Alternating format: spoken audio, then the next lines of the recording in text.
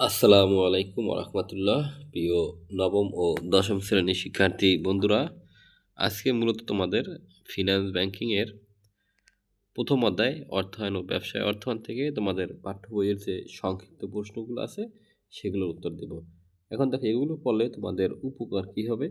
মূলত তোমাদের এখান যে 5টা প্রশ্ন আছে, এই 5টা প্রশ্নের তোমরা যদি ভালোভাবে আয়ত্ত করতে পারো এবং বুঝতে পারো, তাহলে এখান থেকেই তোমাদের পরীক্ষায় ম্যাক্সিমাম প্রশ্ন কমন পড়বে। এমনকি তোমরা যেমন ব্যবসায় অর্থায়ন বলতে কী বোঝায়, তারল্য বনাম মুনাফা নীতি ধারণা দাও, সরকারি অর্থায়নের মূল লক্ষ্য কী ব্যাখ্যা করো, পণ্য বৈচিত্র্যের মাধ্যমে কীভাবে ঝুঁকি হ্রাস করা যায়, তোমার পরিবার অর্থায়নের প্রক্রিয়া ব্যাখ্যা করো। এগুলো জানলে আশা করি তোমাদের সৃজনশীল প্রশ্ন সম্পর্কে অনেক কিছু এখান থেকে ধারণা পাবা।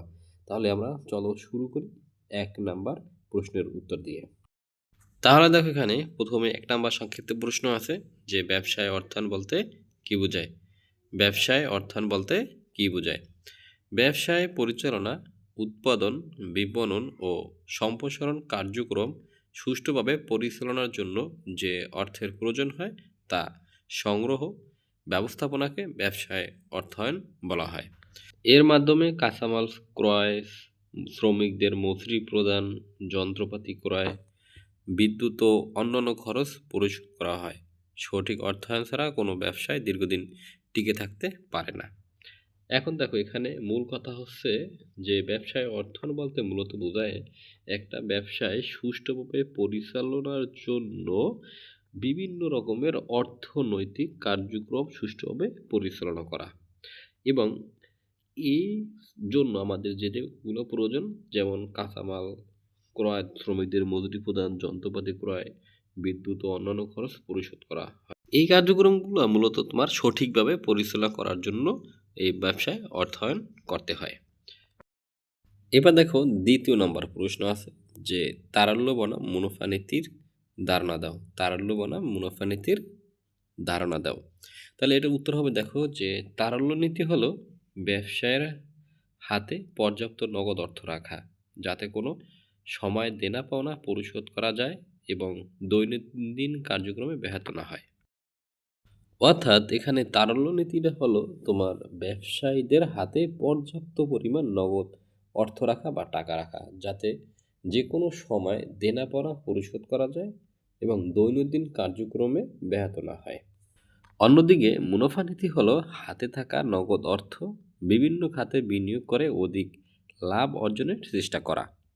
তারল্য বেশি রাখলে মুনাফা কম হতে পারে এবং বেশি বিনিয়োগ করলে তারল্য সংকট দেখা দিতে পারে। তাই এই দুই নীতির মধ্যে ভারসাম্য রক্ষা করাই আর্থিক ব্যবস্থাপনার মূল উদ্দেশ্য। এখন দেখো, এখানে তারল্য নীতির মূল কথা হচ্ছে তোমাদের যে ব্যবসায়ীদের হাতে পর্যাপ্ত পরিমাণ নগদ টাকা রাখা, যাতে যে কোনো সময় দেনা পাওনা এবং চলতি যে খরচগুলো আছে নিত্য নৈতিক বা নিত্য বা বলতে পারো দৈনন্দিন, এই খরচগুলো যাতে সুষ্ঠুভাবে পরিচালনা করা যায়। অন্যদিকে আবার দেখো, মুনাফা নীতি হলো যে হাতে যে তোমার নগদ অর্থ আছে এটা বিভিন্ন খাতে বিনিয়োগ করা এবং বিনিয়োগ করলে অধিক লাভ অর্জনের জন্য চেষ্টা করা। এখন দেখো, এখানে তারল্য যদি তুমি বেশি রাখো তাহলে মুনাফা কম হবে, আবার যদি তুমি বেশি বিনিয়োগ করো তাহলে তোমার তারল্য সংকট দেখা দিতে পারে, মানে তোমার হাতে নগদ টাকা থাকবে না। তাই এখন এর জন্য কি করা প্রয়োজন? এই দুই নীতির মধ্যে তোমাকে এমনভাবে ভারসাম্য রক্ষা করার প্রয়োজন যাতে তোমার তারল্য কোনো সময় ঘাটতি না পড়ে, আবার দেখা যায় তোমার যখন বিনিয়োগ করবা সেদিকেও যেন তোমার বেশি একটা বিনিয়োগ করা না হয়ে যায়, সেদিকেও তোমার লক্ষ্য করতে হবে। অর্থাৎ এই দুই নীতির মধ্যে ভারসাম্য রক্ষা করে আর্থিক ব্যবস্থাপনাকে মূলত সিদ্ধান্ত নিতে হয়। এরপরে আছে দেখো তোমার 3 নম্বর প্রশ্ন। এখানে বলছে সরকারি অর্থায়নের মূল লক্ষ্যটি ব্যাখ্যা করো। সরকারি অর্থায়নের মূল লক্ষ্য হলো তোমার দেখো জনকল্যাণ, ঠিক আছে, বা দেশের সার্বিক উন্নয়নের জন্য মূলত যে কাজগুলো করা হয় এটাকে জনকল্যাণ বলে। তাহলে দেখো, এখানে উত্তরটা এভাবে সাজাবা যে সরকারি অর্থায়নের মূল লক্ষ্য হলো দেশের সার্বিক উন্নয়ন ও জনগণের কল্যাণ নিশ্চিত করা। সরকারি শিক্ষা, স্বাস্থ্য, যোগাযোগ, বিদ্যুৎ, নিরাপত্তা, দারিদ্র্য বিমোচন, বিভিন্ন উন্নয়নমূলক খাতে অর্থ ব্যয় করা। এর মাধ্যমে মানুষের জীবনমান উন্নত হয় এবং দেশের অর্থনৈতিক প্রবৃদ্ধি ত্বরান্বিত হয়। এখন দেখো, এখানে সরকারি অর্থায়নের মূল লক্ষ্য হলো তোমার দেশের সার্বিক উন্নয়ন, জনগণের মূলত কল্যাণ নিশ্চিত করা। এই সরকারের এর জন্য শিক্ষা, স্বাস্থ্য, চিকিৎসা, বিদ্যুৎ, বাসস্থান, নিরাপত্তা, দারিদ্র্য বিমোচন, বিভিন্ন রকমের উন্নয়নমূলক খাতে সরকারকে প্রচুর পরিমাণে অর্থ ব্যয় করতে হয়। বিশেষ করে আত্মরক্ষার জন্যও কিন্তু আমাদের দেশকে রক্ষা করার জন্য কিন্তু বিভিন্ন রকমের বাহিনী আছে। তাদেরও কিন্তু বিপুল পরিমাণ অর্থ কিন্তু ব্যয় করতে হয় তাদের পিছনে। দেখো, এর মাধ্যমে মানুষের জীবনযাত্রার মান উন্নত হয় এবং দেশের অর্থনৈতিক প্রবৃদ্ধি ত্বরান্বিত হয়।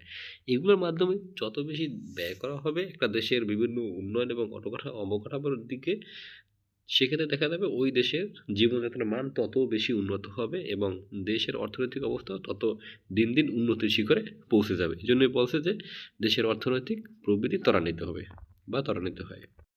এবার দেখো 4 নম্বর প্রশ্ন এখানে আছে যে পণ্য বৈচিত্র্যায়নের মাধ্যমে কিভাবে ঝুঁকি হ্রাস করা যায়। পণ্যের বৈচিত্র্যায়নের মাধ্যমে কিভাবে ঝুঁকি হ্রাস করা যায়। এর জন্য উত্তর হবে, দেখো, যদি কোনো ব্যবসায় একটি মাত্র পণ্যের উপর নির্ভর করে তবে সেই পণ্যের চাহিদা কমে গেলে বা ক্ষতি হলে পুরো ব্যবসায় ক্ষতির মুখে পড়ে। কিন্তু বিভিন্ন ধরনের পণ্য উৎপাদন ও বিক্রয় করলে একটি পণ্যের ক্ষতি হলেও অন্য পণ্য থেকে আয় করে ক্ষতি পুষিয়ে দেওয়া যায়। এভাবে পণ্য বৈচিত্র্যায়নের মাধ্যমে ব্যবসায়ের ঝুঁকি কমানো সম্ভব হয়।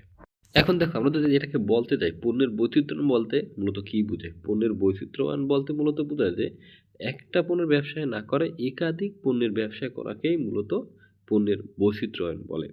অর্থাৎ তুমি ভিন্ন ভিন্ন পণ্যের ব্যবসা করতে পারো। একটা পণ্যের যদি তোমার দেখা যায় কোনো রকমের বা কোনো কারণবশত তোমার বিক্রয় কমে যায়, তাহলে ওই ব্যবসাটাই কিন্তু ক্ষতির সম্মুখীন হয়। এখন সে যদি বিভিন্ন রকমের পণ্যের ব্যবসা করে সেক্ষেত্রে দেখা যায় যে কোনো একটা পণ্যের যদি বিক্রয় কমে যায় তাহলে দেখা যায় যে যে ক্ষতিটা হয় সেটা অন্য পণ্য বিক্রয় থেকে সেই ক্ষতি পুষিয়ে নেওয়া সম্ভব হয়। আর এই কার্যক্রমকে বা এই টোটাল প্রক্রিয়াকেই মূলত তোমার পণ্যের বৈচিত্র্যায়ন বলে এবং এই পণ্যের বৈচিত্র্যায়ন করায় কিন্তু তোমার যে কোনো ব্যবসায়ের ঝুঁকি হ্রাস করা সম্ভব হয়। যদি ভালো একটা কোম্পানির উদাহরণ দিতে যাই তাহলে আমরা সেটা দিতে পারি যে তোমার বাংলাদেশের আকিজ গ্রুপ। তারা কিন্তু দেখা যায় যে শুধুমাত্র ফুড অ্যান্ড বেভারেজ নিয়েই কিন্তু সীমাবদ্ধ থাকে না। তাদের যদি আমরা ব্যবসায়ের যে আগের ইতিহাসটা দেখি তাহলে কিন্তু তারা বিড়ি দিয়ে শুরু করছে এবং পরবর্তীতে বিভিন্ন রকমের ইস্পাতজনিত ব্যবসা দিয়ে শুরু করছে। এটা দিয়ে কিন্তু দেখা যায় তারা ওই একটা ব্যবসার মধ্যে সীমাবদ্ধ থাকে না।